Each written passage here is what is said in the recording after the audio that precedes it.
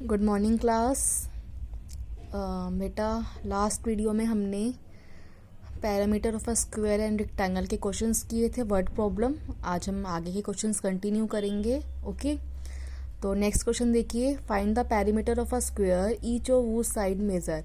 अभी तक आपके मोस्टली रेक्टेंगल के क्वेश्चंस हो रहे थे जिसमें आपका पैरामीटर ऑफ अ रेक्टेंगल का फॉर्मूला यूज़ हो रहा था। ठीक है, अब जो क्वेश्चंस आएंगे उसमें पैरामीटर ऑफ अ स्क्वायर या फिर दोनों के भी यूज़ हो सकते हैं। सो आपको perimeter of a square find out करना है। पैरीमीटर ऑफ अ स्क्वायर क्या होता है? 4 इंटू साइड। ठीक है, 4 इंटू ए। वो ए क्या होता है? साइड ऑफ अ स्क्वायर, क्योंकि स्क्वायर में चारों ही साइड्स इक्वल होती हैं तो इसलिए एक ही साइड आपको गिवन होगी, दैट इज 3.8 सेंटीमीटर। तो सिंपली आपको 4 को 3.8 से सेंटीमीटर से मल्टीप्लाई करना है, तो आपका आंसर आएगा 15.2 सेंटीमीटर। नेक्स्ट क्वेश्चन है बेटा आपका, the cost of putting a fence.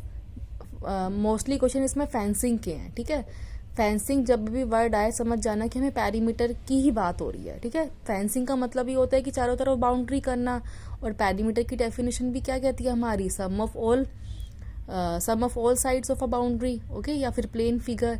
तो फेंसिंग वर्ड से आपको समझ जाना चाहिए कि कहीं ना कहीं मुझे पैरीमीटर या तो फाइंड आउट करना है या फिर मुझे गिवन होगा। अगर गिवन है तो ठीक है, अगर नहीं गिवन तो पैरीमीटर ही फाइंड आउट करना होगा। ओके, तो total cost of fencing given है ₹4,480। रेट ऑफ फेंसिंग पर मीटर गिवन है आपको ₹35। ठीक है, अब इस क्वेश्चन में हमें बेटा, अब ये जो फील्ड है ये किसकी शेप में है? स्क्वायर की शेप में है। तो रेक्टेंगल के फॉर्मूले को तो आप भूल ही जाओ। ठीक है, रेक्टेंगल का फॉर्मूला अब आपको यूज नहीं करना।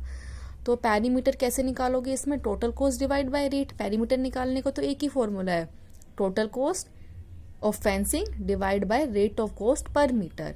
ठीक है, टोटल कॉस्ट आपको गिवन है 4,480 and cost of per metre is ₹35। तो आप इसको इससे डिवाइड करोगे न्यूमरेटर को डिनोमिनेटर से, तो आपका आएगा बेटा 128 मीटर। आप डिवाइड करके साइड में देख लेना। अब हमें क्या निकालना है? जो स्क्वायर है, स्क्वायर की ईच साइड मीन्स हम एक साइड निकाल लें, वही इनफ है हमारे लिए क्योंकि स्क्वायर में तो चारों साइड्स इक्वल होती हैं। ओके, सो उसको हम एक्स लेट कर लेंगे। Let the length of each side of a square be x metre. Okay, अब पैरीमीटर ऑफ अ स्क्वायर का फॉर्मूला अप्लाई करोगे आप।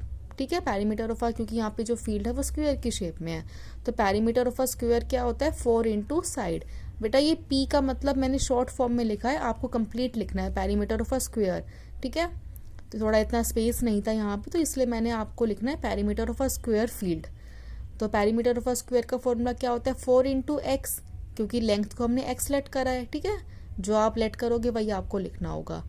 अब मेन हमारा काम क्या है? हमें तो एक्स की वैल्यू निकालनी है। ठीक है, एक्स की वैल्यू को निकालने के लिए अब इन दोनों के बीच में मल्टीप्लाई का रिलेशन है, तो जब आप इक्वल टू में 4 आएगा तो वो किस में आ जाएगा? डिवाइड में। ये बात मैंने अभी आपको लास्ट वीडियो में भी बताई थी। जब हमें x की वैल्यू फाइंड आउट करनी हो तो उसके बाद आप सिंपल क्या करा करो, जो इक्वल टू के बाद नंबर होता है वो लिख दिया करो। ठीक है, अब जो x के साथ अगर मल्टीप्लाई में है तो वो डिवाइड में हो जाएगा, अगर वो प्लस में होता तो वो माइनस में हो जाता। ठीक है, इस चीज़ को ही हम ट्रांसपोजिशन बोलते हैं, और बच्चे मोस्टली स्टूडेंट्स इसमें मिस्टेक कर जाते हैं ट्रांसपोजिशन करने में। तो आप इस तरीके से भी आपको ध्यान रखना है। मल्टीप्लाई में है तो इक्वल टू के बाद जो भी नंबर है उसके साथ जो उसका रिलेशन बनेगा वो डिवाइड में बनेगा। ठीक है, अगर प्लस में होता तो माइनस में बनता, अगर माइनस में होता तो प्लस में होता। ओके, सो स्टूडेंट्स, बेटा आपके क्वेश्चंस कंप्लीट हो गए हैं। अब 8th क्वेश्चन आपको नहीं करना, 9th, 10th, 11th क्वेश्चन देखिए, मैं आपको एक्सप्लेन कर रही हूँ, ये आपको खुद से करने हैं। ठीक है, 9th क्वेश्चन में आपको क्या गिवन है? पैरीमीटर निकालना है। पैरीमीटर की डेफिनेशन आप सबको पता है, sum of all sides of a plane figure. इसमें आपको ट्राइंगल का निकालना है, तो ट्राइंगल में आप क्या करोगे? 3 साइड्स होती हैं, इन तीनों का मेजरमेंट कर दोगे, सम कर दोगे, सॉरी। ठीक है, इन तीनों को ऐड कर दोगे, आपका ट्राइंगल का पैरीमीटर निकल जाएगा। नेक्स्ट है equilateral triangle of a side 9.4 centimetre. बेटा आप सबको पता है इक्विलेटरल ट्राइंगल में हमारी तीनों साइड सेम होती हैं। ठीक है, तो आप 9.4 को 3 से मल्टीप्लाई कर दोगे तो आपका इसका सेकेंड पार्ट का पैरीमीटर निकल जाएगा। थर्ड पार्ट में आपको आइसोलेस ट्राइंगल गिवन है। आइसोलेस ट्राइंगल में 2 साइड्स इक्वल होती हैं एंड थर्ड साइड्स डिफरेंट। तो 2 साइड्स को तो आप क्या लोगे? 8.5 प्लस 8.5 प्लस में 7, ठीक है। तो ये तीनों पार्ट का आपका पेरीमीटर निकल जाएगा। आप इसको अपनी नोटबुक में तीनों पार्ट्स को करोगे।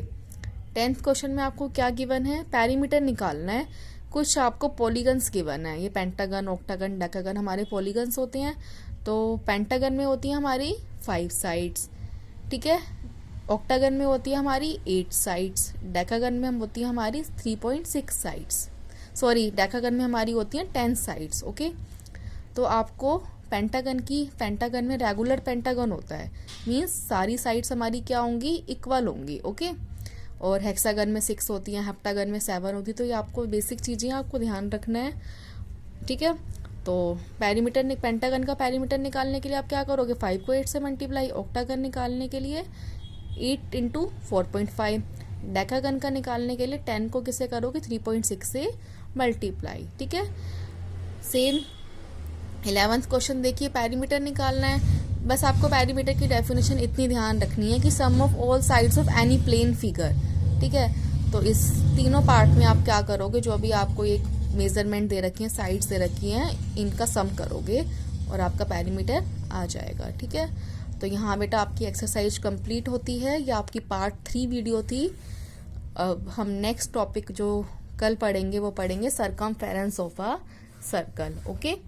तो इतना वर्क सब बच्चों का हो जाना चाहिए 21A, और कुछ क्वेश्चंस दूंगी मैं आपको प्रैक्टिस के लिए, वो आप अपनी रफ नोटबुक में सॉल्व करोगे, ठीक है।